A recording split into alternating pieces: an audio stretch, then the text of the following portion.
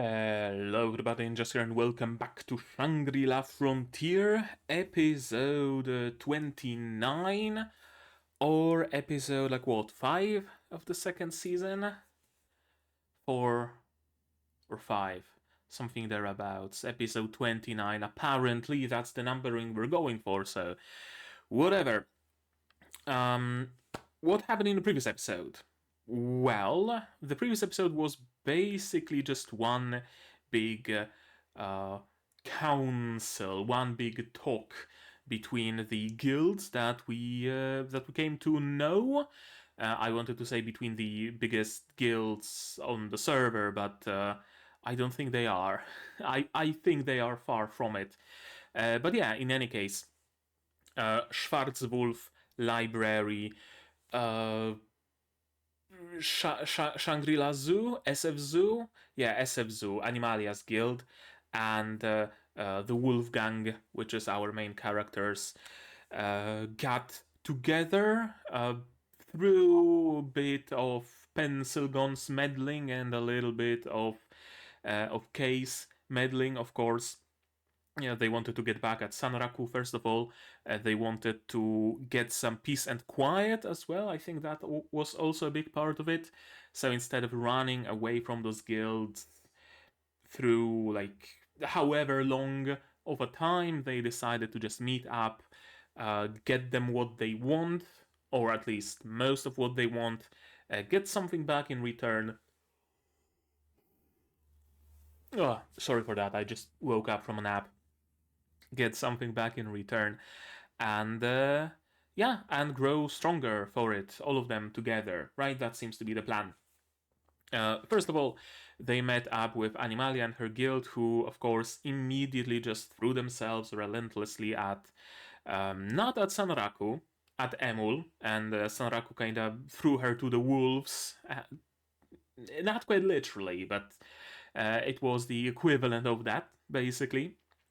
Then we had then library arrived, right? The professor of the library, and lastly it was Schwarzwolf being Saiger 0, Ray, and Saiger 100, I believe, right? Her sister.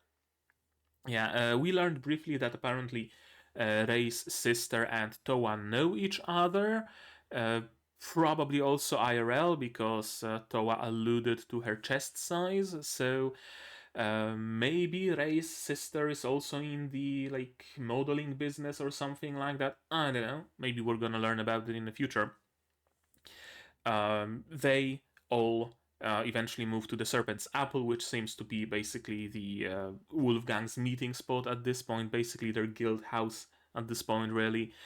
And everybody wanted something, right? A professor wanted knowledge, essentially, right? All the knowledge that library accumulates right now comes from online resources, comes from forums, comes from people, comes from whoever discovered whatever, so they are not really discovering that much, they're just accumulating all of it, and he very much wanted something new. Toa, of course, had the book she got from the Weathermon fight, right? That's where she got it from, I believe. Yeah, I think so. She got that book, she read it, so she knows all that's inside, and it talks about the Weathermon, basically the backstory of it. I think. I'm not quite sure what exactly is inside of that book. And so she decided to sell it to Professor for an exorbitant sum of money. And he gladly took that opportunity because knowledge is knowledge. SF Zoo. Then it was Schwarzwolf who wanted information about Lycagon. Yeah, about Lycagon, because their entire guilding, their entire clan is essentially built around trying to hunt down the Lycagon. As it turns out, they didn't have much of an insight into the movement patterns. Sanraku had plenty, so he was able to share that. And in exchange, Saiger 100 said that she might have a way to help him get rid of Lycagon's mark.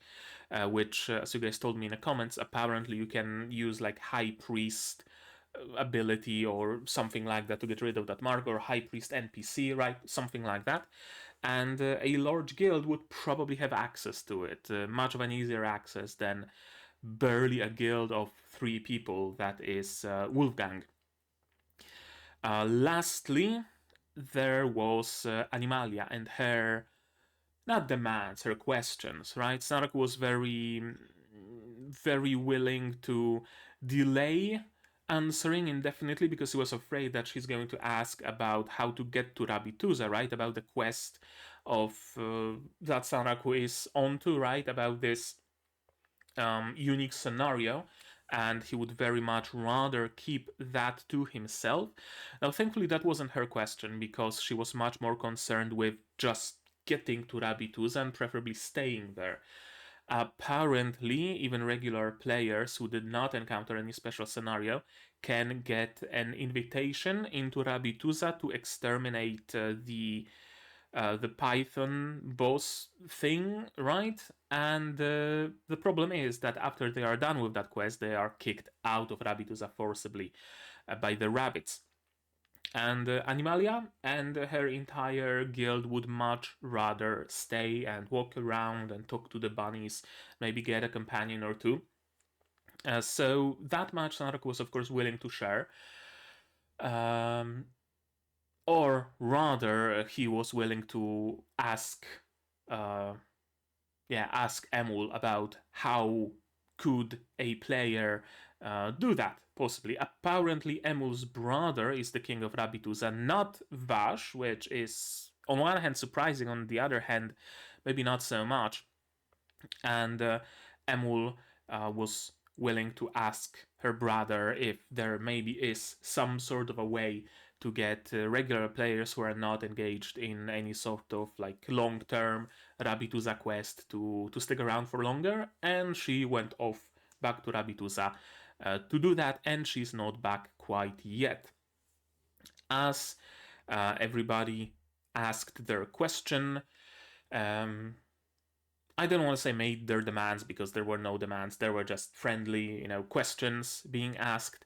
It was time for Towa, for Pencilgon, and she wants one thing: for those 4 guilds to form an alliance. Wolfgang, Schwarzwolf, Library, and SF Zoo together, working on probably finding other colossi or unique monsters, I think they're called, on finding other unique scenarios, etc., etc., etc. That's probably going to be the goal. We know that not all unique monsters have been found yet, right? That's another thing that we've learned. We've learned in general about the nature of the other monsters. We know that one of them, for example, requires a hero class, presumably, to be fought, right? There was some bit of flavor text that it's waiting for a hero to face or something along those lines, and we know that Towa has a hero class. So, well, not a class, but like a title of a hero, right? Status of a hero, something like that. So, possibly that would open up that boss fight to us. We don't know anything about, 2 remaining unique monsters, I believe, but chances are they are in the expansion that was added to the game, because nothing was known about them, absolutely nothing, just that they exist. So chances are that nobody knew anything about them because they weren't in the game quite yet. We haven't seen any content from the expansion yet, so I wonder if that's what we're gonna do right now, or where is the story gonna go? I don't think we're gonna jump straight into fighting Lycagon. That would strip Sanraku of his iconic bare-chested look. I don't know. We'll see. We'll see where it goes. Maybe Lycagon is the final boss, and we have to defeat all the others first before Lycagon becomes vulnerable. We know that Lycagon has that one attack that is not telegraphed, is instantaneous, is probably unblockable, unparryable, undodgeable, and just insta-gives you.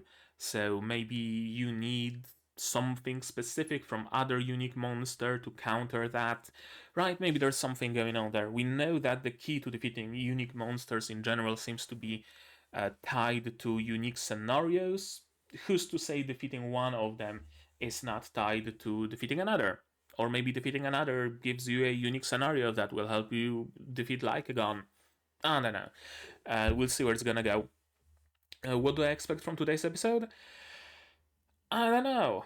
Honestly, we're probably gonna continue the pertractations for a little while, at least until Emul comes back with the info about how can regular players get to Rabitus and stay. And what happens after, anybody's guess, really. We're probably gonna set up some plans as to where to head next, which unique monster to pick. I don't know. We'll see, really. And to see, you're of course gonna need your subs to follow along with me. I'm gonna need my sound to hear what's going on in the show. There we go. And I'm gonna have to ask you for support. Support the channel if you want monetarily on Patreon, YouTube down below, or not. Share my content, spread the word, it costs you nothing and helps a lot. And with that, we can start watching Shangri-La Frontier episode 29 in 3, 2, 1, go.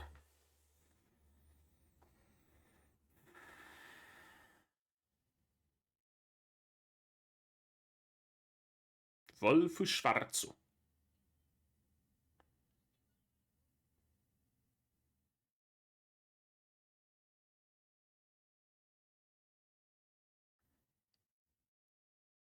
When humanity dreams of the impossible and takes to the skies. Flying unique monster? One of them was flying, wasn't it? The dragon that required the hero class, right? Okay, easy. Alright. True.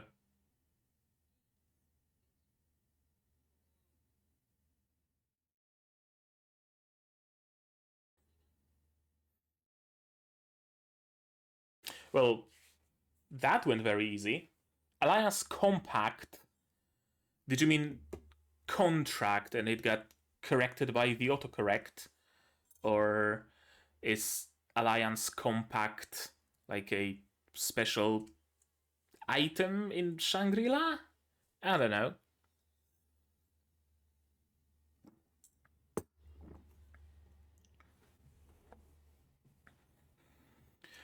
Compact isn't really ever being used to refer to an item unless we mean like CD, right? Compact disc. In the early days of CDs, some people did call them compacts, I guess. But I don't think that's it.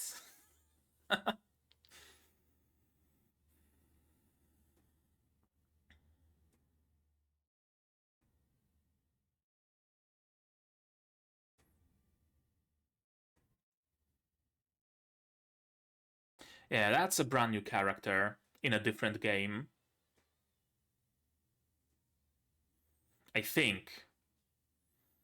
Like, we know that there is sci-fi stuff and robots and shit in Shangri-La, so could very well be the same game still.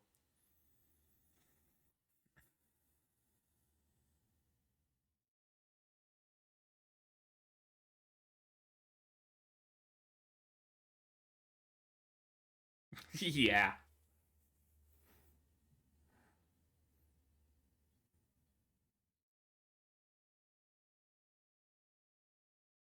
Oh, do they?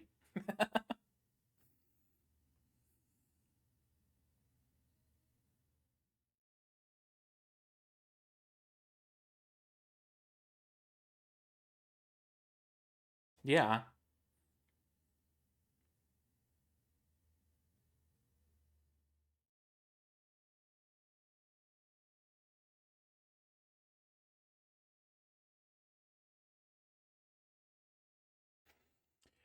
Sure, they might know the patterns, but they don't know the unique scenario in, like, how to actually defeat the Lycagon, right?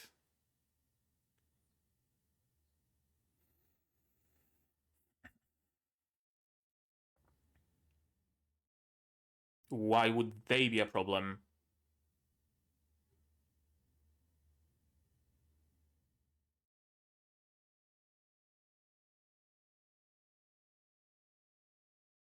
Yeah, probably.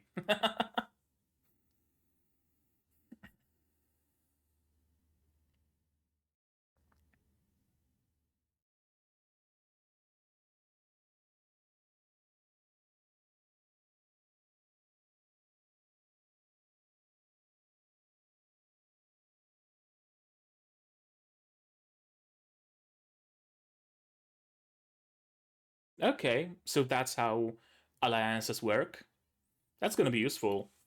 Sure. They don't really have like a guild house of their own. So being able to use their, I mean, I don't know what guild houses would have, like Forge or something. Yeah. You can't really run them yet, but sure. Yeah. Unless there's some other unknown ancient craftsman, maybe in some later areas of the game.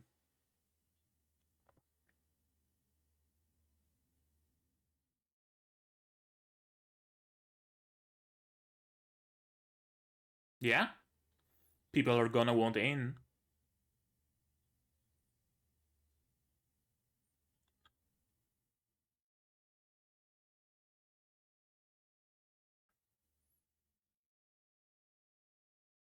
Oh, that was a nice sound. Of course. That's the fun she gets from the game.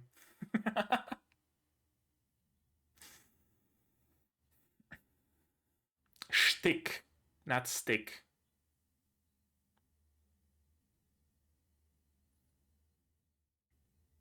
And the subs are not great this episode.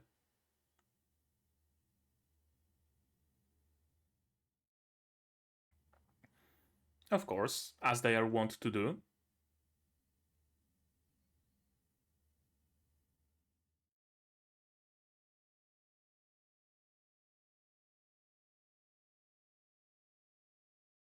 So they didn't wait for Emul to return. Yeah, I didn't think Animalia would let that go.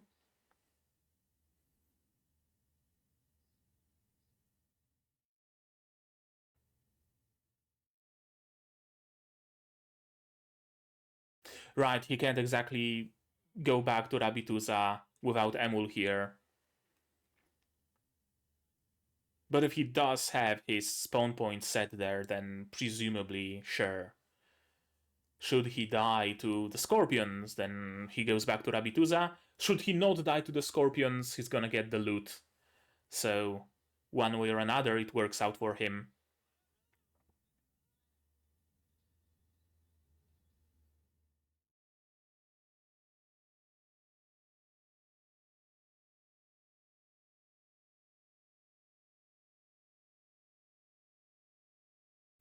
Assuming his spawn point is in Rabituza. I don't know if you have to like manually set it, or does it get set when you enter a new area.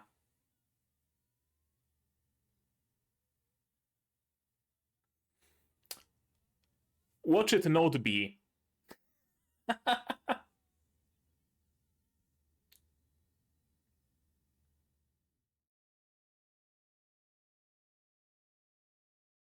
They fixed it.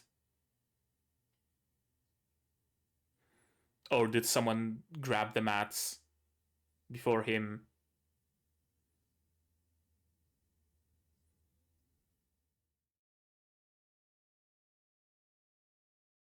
Boss? Monster? Hmm. Well, back to Rabituza you go. Yeah, they patched it. uh, no more Scorpion mats for you. Not easily, anyway.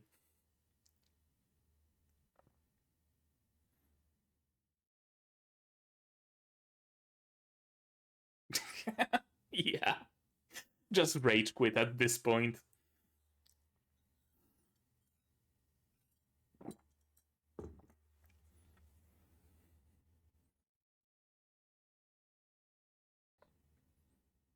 And we're gonna read that later. He has the energy drink logo even on his tablet.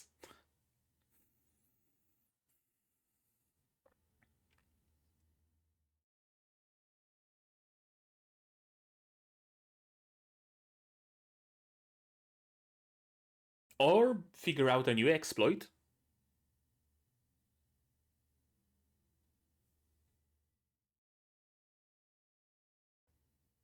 Did that give you an idea?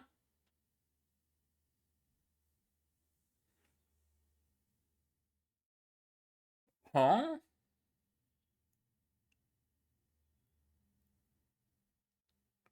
I was about to say, real Newton and Apple moment.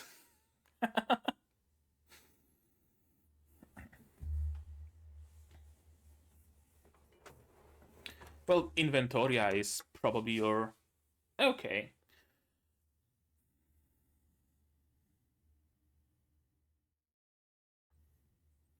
Like what? Jump high enough to lose aggro?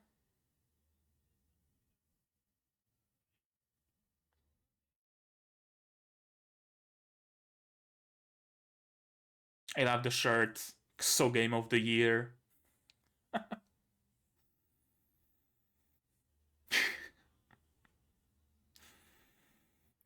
No sleep for him, I guess.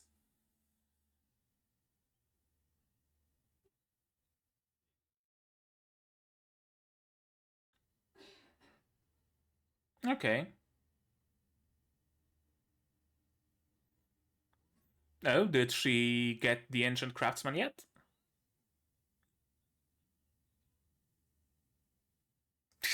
That was a nice bit of animation.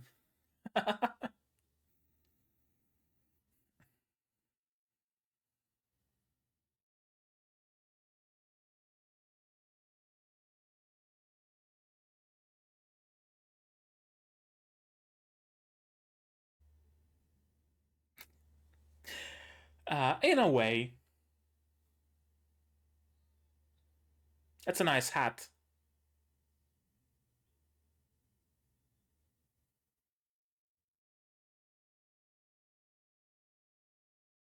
Hmm.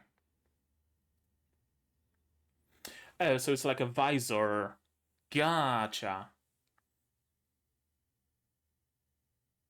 Yeah, makes sense. That's a sword gun thing? Yeah, some sort of a katana in a sheath.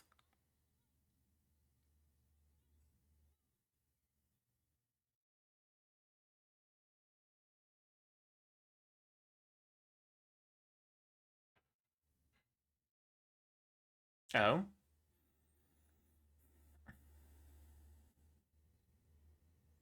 there's a trade off.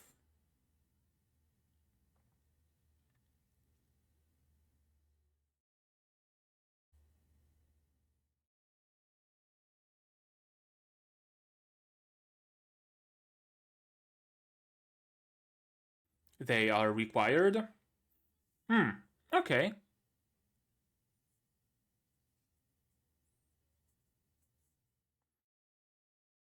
Not anymore.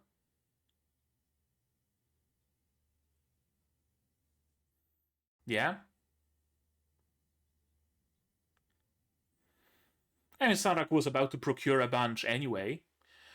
So, your interests are aligned, dare I say.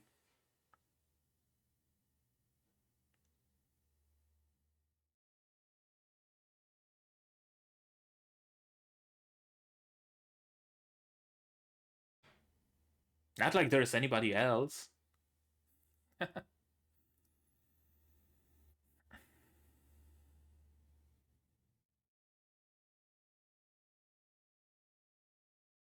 Yeah.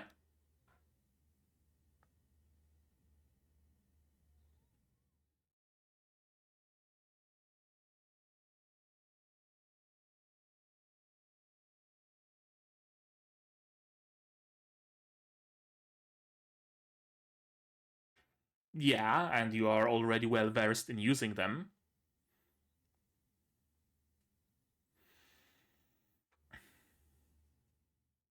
Those?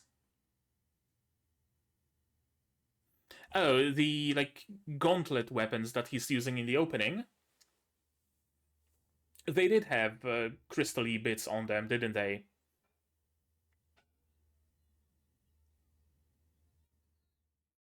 New map?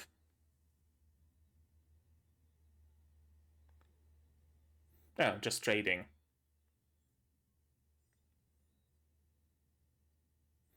Oh, yeah, the statuettes.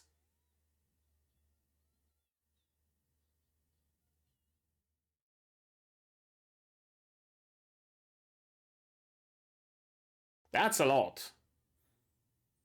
Three of those, and you get as much as Toa got for the book. Almost.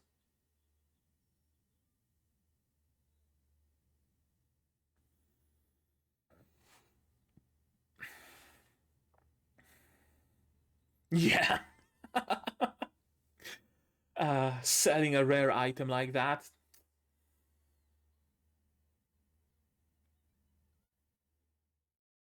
Okay. So that's how you raise companions. You just buy them new skill books. True.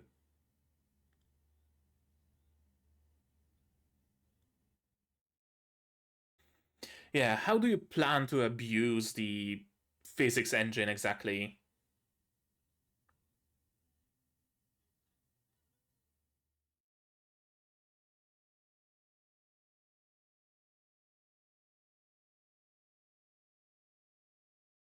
Oh, music's picking up.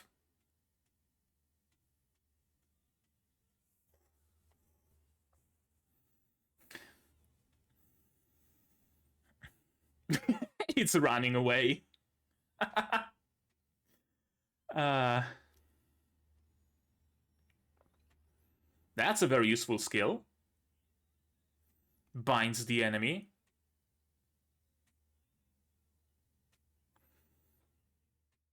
And that lets you perform an execution or something?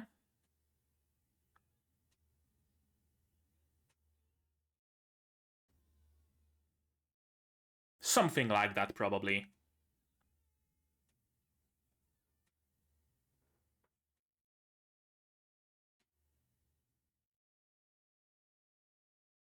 Okay, so she can only use a spell from a book that she's currently holding, right?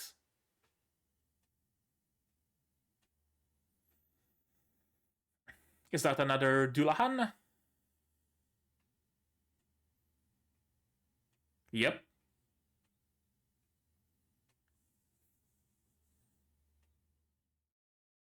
Using a Zweihander for a change.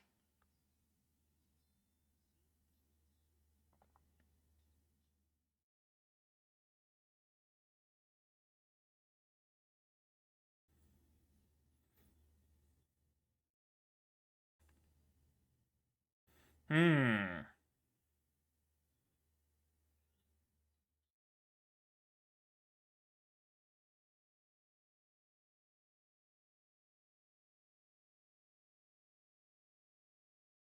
Oh, that's interesting. So basically, as you level up, you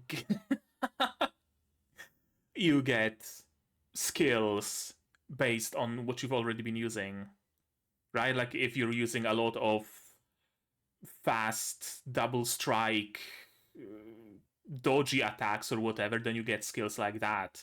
If you're tanking a bunch, you get a bunch of skills that let you tank better, right? Something like that. Cool. Cool, actually.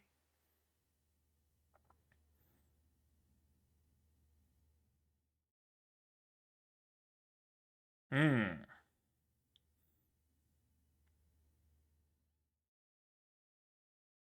Yeah, it's gonna be dangerous this time around.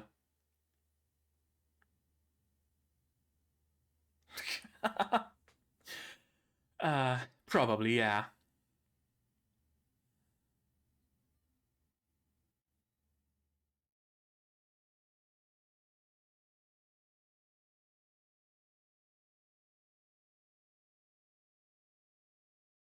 I love how the door has two handles. One for humans, one for rabbits. Hopefully, yeah. We don't know how it actually goes, though. Might very well die a couple of times.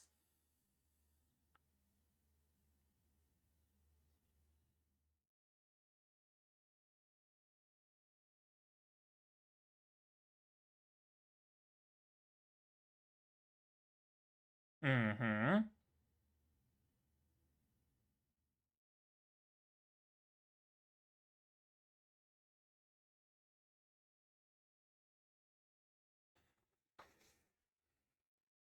So how do you want to exploit it exactly?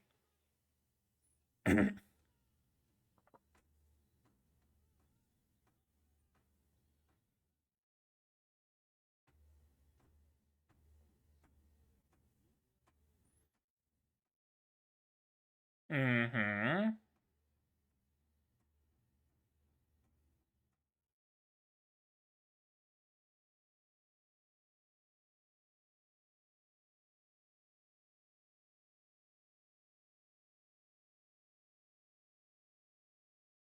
You're gonna drop them from a great height and hope fall damage kills them?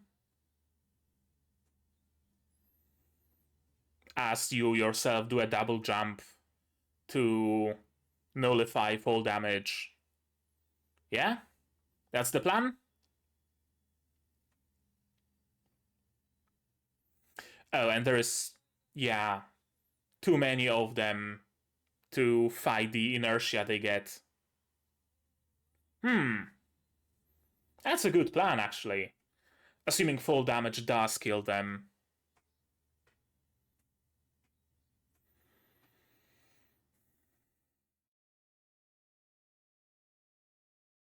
Skywalker? Mm-hmm.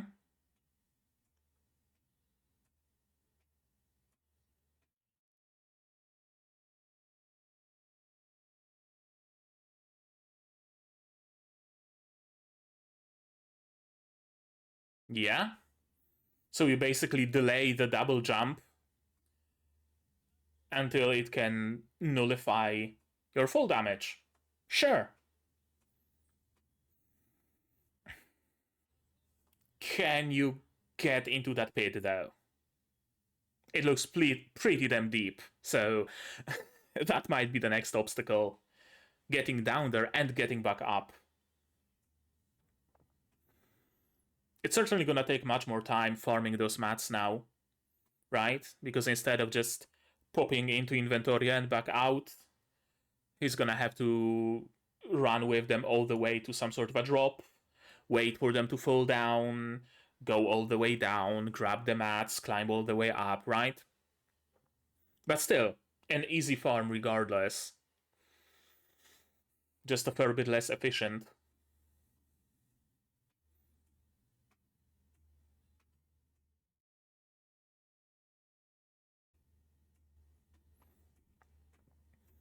And not a particularly hard fix to this exploit either. Just make it so that monsters only drop loot when killed by players and not when killed by environmental damage. Unless the players can use spells like, I don't know, throwing boulders around, and then that would count, or being lifted by the player way up into the air with telekinesis or whatever and dropped. You would expect them to drop loot then, sure. Maybe enough time has to pass since last attack by the player for them to not drop loot, right? Like, if a monster was never even once attacked by the player, they just don't drop loot, even if they die by environmental damage. I don't know. Again, no mini, no Shafla Theater.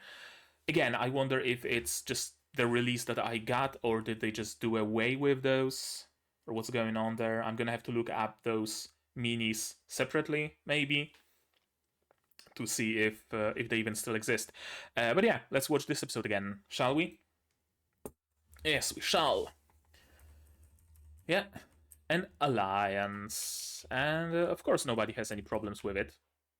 Everybody sees merit, and Momo, most of all,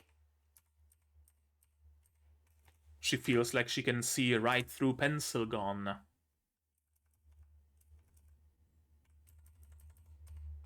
Let's forge an alliance compact.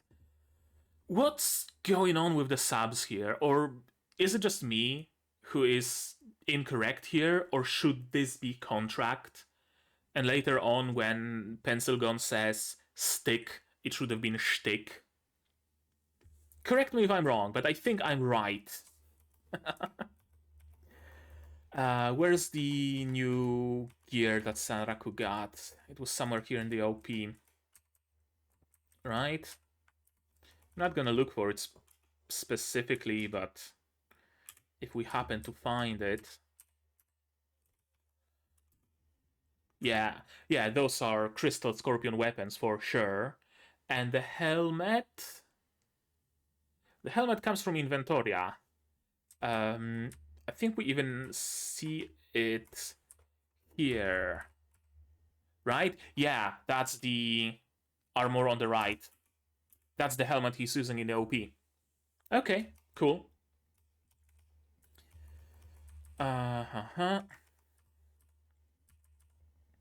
Didn't you give that info up a little too freely? Figuring out how your opponent moves is way more meaningful in modern full dive games. Sure, it is very important to defeating that enemy. Absolutely. But when it comes to unique monsters, the difficulty is not so much in defeating them, although that's plenty difficult in its own right, but the biggest difficulty is in figuring out how to defeat them. Figuring out the specific unique scenario you need to trigger and how you need to complete it exactly, and what prerequisites do you need to fill before fighting that unique monster.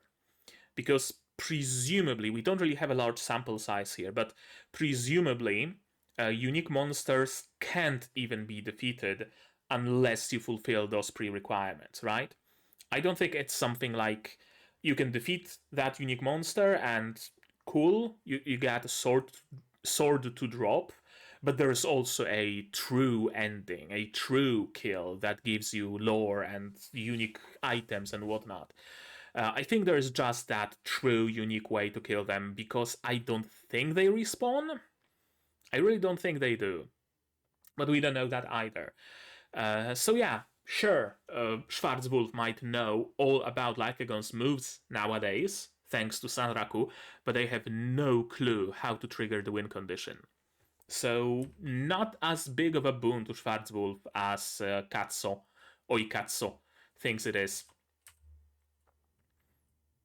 Not worth trading to get rid of a status effect, especially since this status effect is kinda useful, boosting his stats, right? Problem is SF Zoo, there are a plague of locusts. Right, yeah, I really don't think SF Zoo is that big of a problem. I don't think they care that much about an ancient craftsman being in a Rabituza as much as they care that Bilak is cute, right? So even if they did make their way to Bilak somehow, then they wouldn't be particularly interested in the Rabituza quest itself as much as they would be interested in the rabbits. So again, I don't think there's that much of an issue. Library, of course, isn't an issue whatsoever. They just want knowledge. So, although that might actually make them the most adversarial to Wolfgang, because with their desire for knowledge, presumably they would also want to procure more, which means they would be looking into other unique scenarios and how to trigger them, and they would be looking all through the books and flavor texts of weapons and wikis and everything to find it, which I don't think is something that our main characters are doing. So paradoxically, it might actually give the library an edge over them in finding unique scenarios. The only thing is that, I mean, we don't know how capable the library is exactly. They might just as well be all capable fighters. We don't know that. But chances are they aren't, so they wouldn't be able to follow on that unique scenario.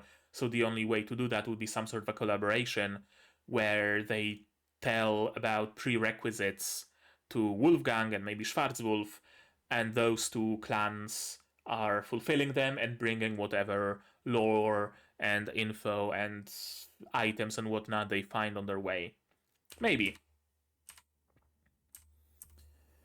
We'll get to use the facilities and authorizations of all the clans we've allied with. Yeah, that's gonna be very useful, I'd imagine. I don't know what a clan exactly brings you, but presumably, I mean, we know that it brings you the ability to create a hideout. Presumably in that hideout you can have like clan storage, you can have maybe crafting stations and stuff like that. So having easy access to those without joining any other clan, yeah, very useful to have. We hold 5 major cards, yeah. We got info on the Bahamut, exactly. Access to Inventoria, sure, that's a very big thing. Monopoly on the Ancient Craftsman job, which only Belak is confirmed to have. Confirmed to have doesn't mean she's the only one who has it. We know that Vash has it as well, although he's disappeared recently, and we don't know about other places in the world. Correct me if I'm wrong, but I think they are still fairly in the like fairly early areas of Shangri-La. They haven't explored a whole bunch, I don't think. And if Shangri-La is like many other games of this kind, then the level of craftsmen and merchants and what wares they carry and all that stuff increases as you progress through. So chances are that this new expansion has an area that has an ancient craftsman. Maybe, for example. But yeah, sure, as far as we're concerned, as far as we know, Bilak is the only one. Yeah, Sanrak has all the info about Rabituza, including the existence of the Ketchi. Interesting that nobody else knows about the Ketchi, as far as we can tell. You'd think that since Rabituza sends quests to clear some monsters and any random player can take them, the Ketchi would also have something like that? Maybe not. And yeah, inside track on the next bonus unique scenario. Partly from Vash, partly from completing the previous unique scenario. Yeah, sure. Just teasing those cards absolutely gives them power. Exactly. And her true goals are out by establishing dominance over the other Shafla addicts. Can you imagine anything more fun than that? Yeah. She's truly the villainess of this game, isn't she? I may have gone too hard on the shtick, not stick. If you don't know, then shtick is like your gimmick, what you are doing. Like Pencil Gun's shtick is being the villainess in whatever game she's playing. Sanraku's shtick is playing a lot of Ksoge, right? That sort of thing. And it's spelled SHITCK, I believe, or SCH. No, I think just SH, shtick. I think so. Yeah, not stick. Stick is like piece of wood, so not quite the same thing. Going our own ways, of course.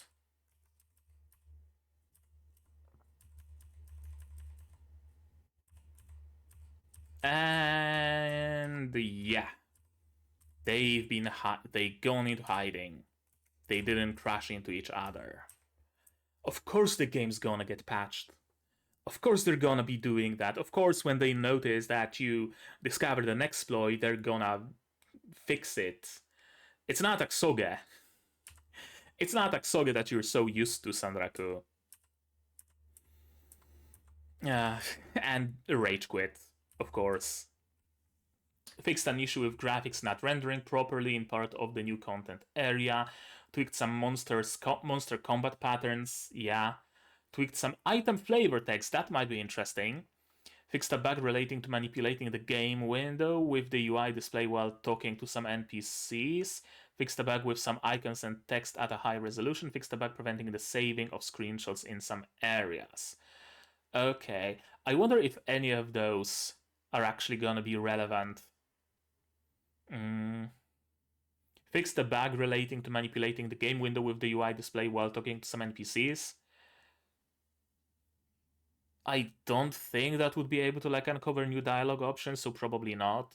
Fixed an issue with graphics not rendering properly in part of the new continent area. That could be maybe exploitable by someone, right? Like if you glitch into a wall or walk closely to a wall, then you can look through it and thus find where a chest is in a maze or whatever. No, I don't think any of those are particularly exploitable. Yeah, problem leveling, of course, and real Newton moment, indeed. And straight back into the game. We gotta wait for the king to get back to us.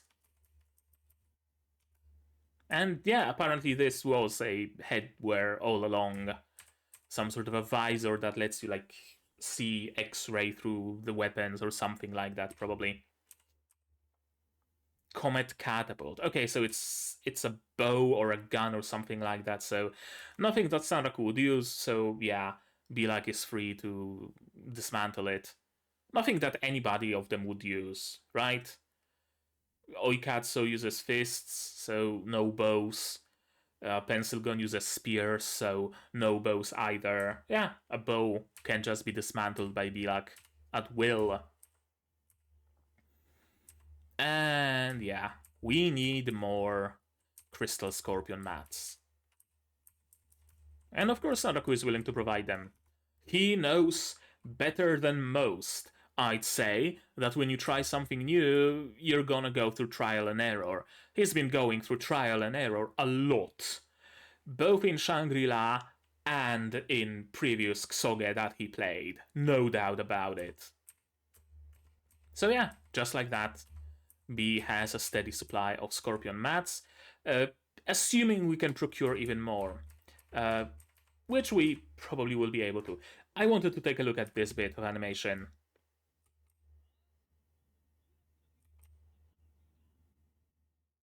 This stand up and twist. That's such a fun bit of animation. Yeah, it's not on ones, is it? No, it's on twos, but a lot of cool smear frames. That's also on twos, with plenty of smear frames. Yeah, such a cool dynamic bit of animation. I just wanted to go back to it briefly.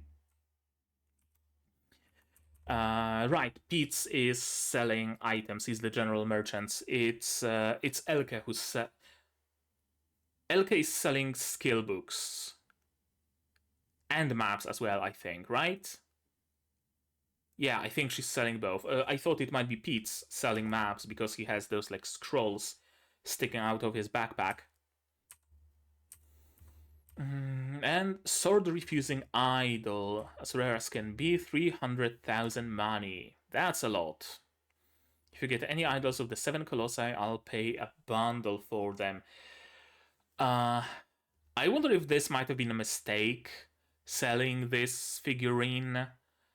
It's supposed to be summoning monsters. I wonder if just general monsters of the area, or like some sort of unique monsters that are attracted specifically to it, or some like variation of a monster, or maybe there is a unique way to use it, right? For example, you use it in a starter area with slimes, and instead of it summoning level 1 slimes, it summons level 100 slimes, red slimes or something, and you can get some unique loot from them, right? It might have been a mistake getting rid of it this early, although Emil got a book out of it, so hey, whatever makes her happy makes me happy.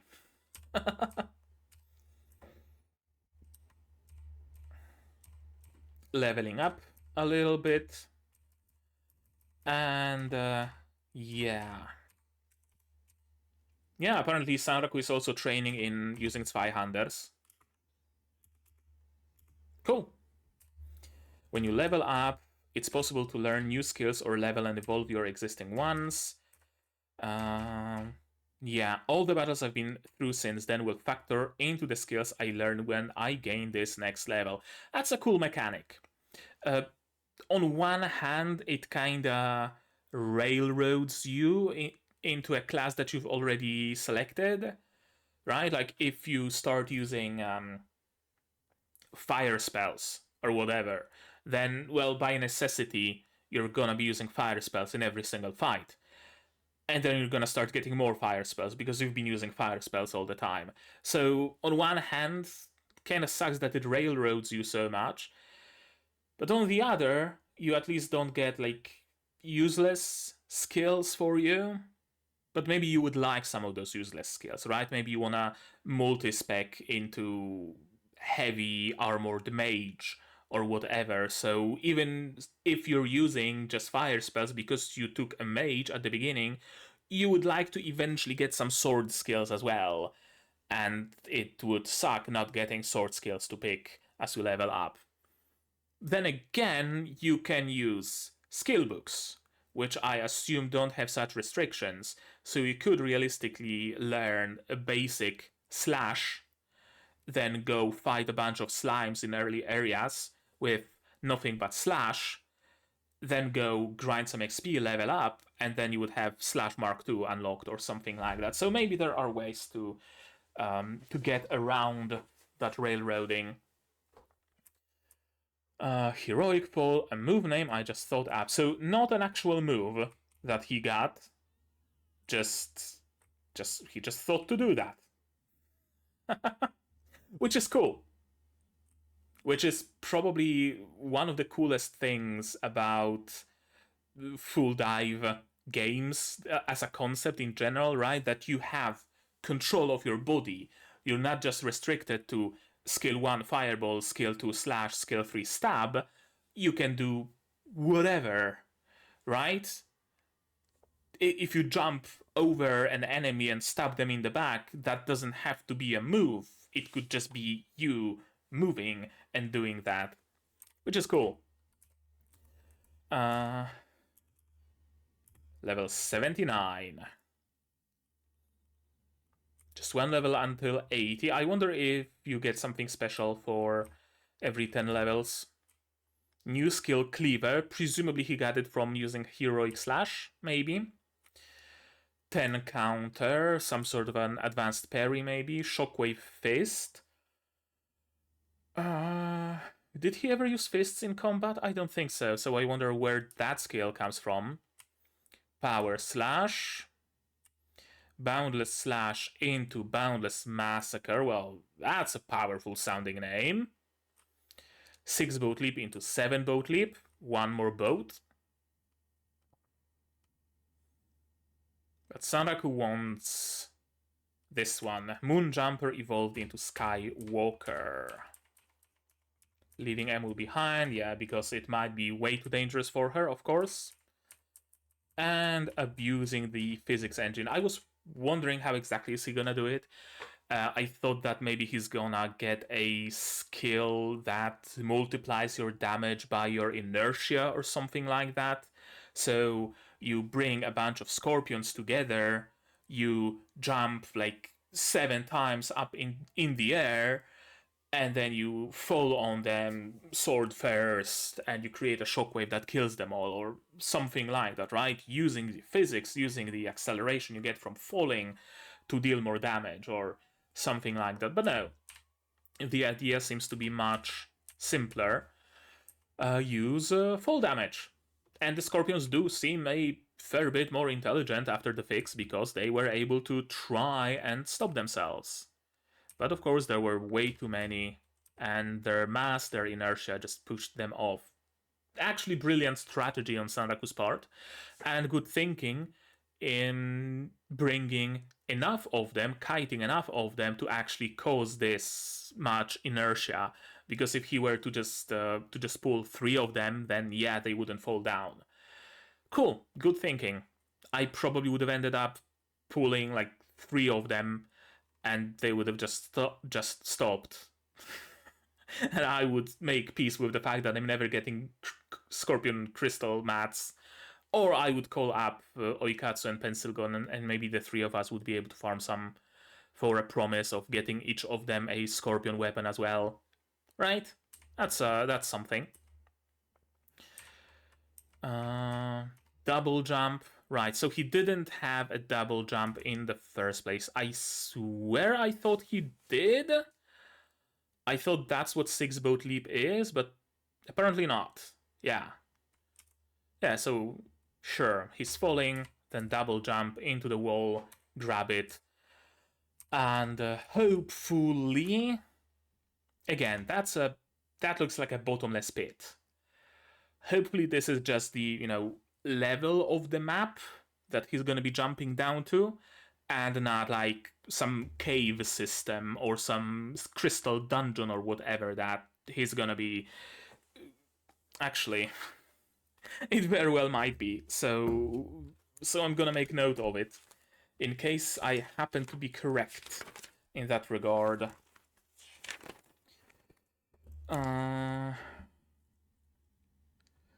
Sanraku goes after Scorpion mats and falls into some crystal dungeon or something. Yeah, I can see that being the case. Again, it's completely pitch dark, pitch black, so seems bottomless. And also, how's he getting down there exactly?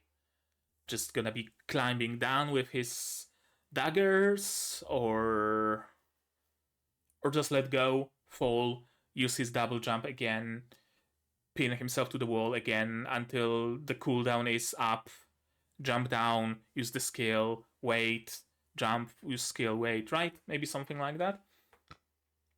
There's also a question, how much fall damage is Skywalker able to nullify, right? Like, could he jump all the way down and just use it like 15 meters above ground so it has the time to stop him and nullify fall damage that way? Because if so, then that's hella OP in certain situations, if it allows you to completely nullify fall damage. Amazing exploration skill, first of all, but also amazingly useful in combat, I'd imagine.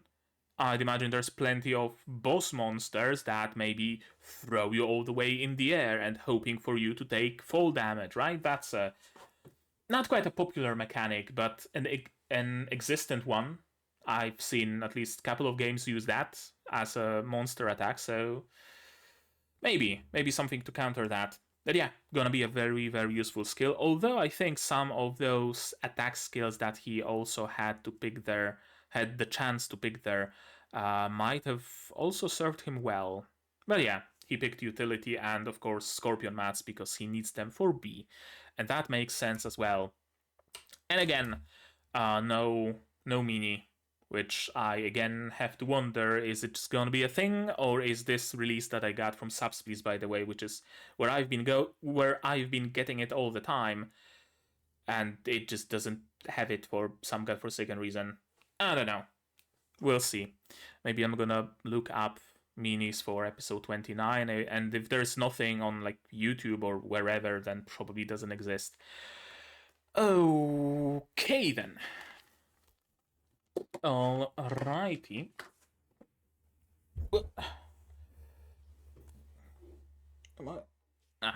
It's good. Episode 29. It was another fun one. Again, there are no unfun episodes of Shangri-La. Even the previous one, that was essentially just a bunch of people talking, was fun in its own way. Yeah. I mean, I had fun. I can't really say much more because not all that much more has happened, really. Not all that much of consequence in a way, right? Like we have not quite entered a new arc yet, in a way, right? It was the same thing with season 1 as well, where the first bunch of episodes were essentially slice of life in an MMO, kinda sorta, right? Where every episode was kinda its own thing, and it was a bunch of traveling and just goofing around and doing stuff that didn't have any coherent narrative to it. And we are kinda in the same area with season 2 as well for now. But soon enough, Pencilgon or maybe Oikatsu or maybe Sanraku is gonna figure out how to get to Bahamut or how to get to some other unique monster, and we're gonna get the storyline, right, of going through the unique scenario, getting to the monster, preparations, fight. That's how I suppose it's going to go. But yeah, this was a fun episode. Good to see Sanraku finding new ways to exploit the game. That's always a joy to see. And I wonder where the Alliance is gonna go. We're certainly gonna be seeing much more of Schwarzwolf, of Library, and of SF Zoo. I wonder what role exactly are they gonna play. Rei has to be delighted though, right? Joining forces with Sanraku-san's clan, maybe going on some common missions or something like that, perhaps even asking him out to kill a boss together. Well, that would be an idea for a first date, wouldn't it? Yeah, it's gonna be fun, but it's always been fun. And I'm glad for Bee. She gets to fulfill her life's aspirations. And I love Emul.